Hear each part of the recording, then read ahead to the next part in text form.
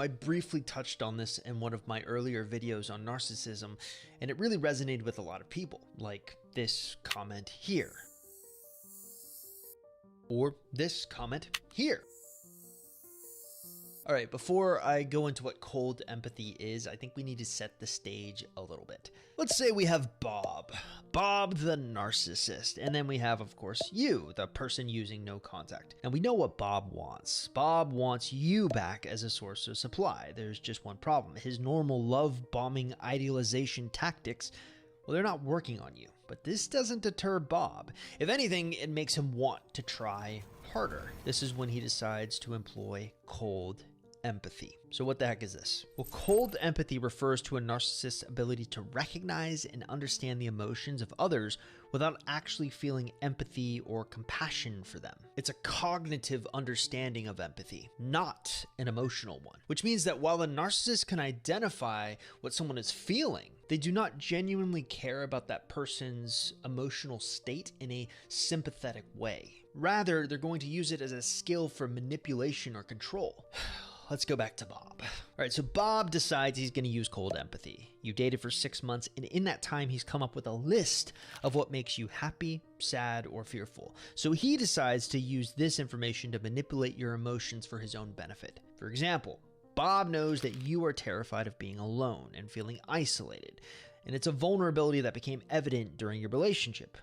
Now, aware of this fear, he begins to craft messages or scenarios that play on this anxiety. He starts sending texts, leaving voicemails, basically that suggests that he is feeling isolated too. He feels alone without you. He implies that you're both sharing the same pain, a commonality, and that the only way to heal is by being together. He also decides to add one last subtle touch. He hints at the idea that others can't understand you like he does. He then goes on to reinforce this notion that your special connection is the antidote to his shared fear of isolation. And this actually works incredibly well, like way too well. I'm a big fan of Chris Voss. He wrote the book Never Split the Difference. Now, this book is all about negotiation, and Chris Voss would know. He was basically the guy that police would call in after their hostage negotiators failed to get the job done.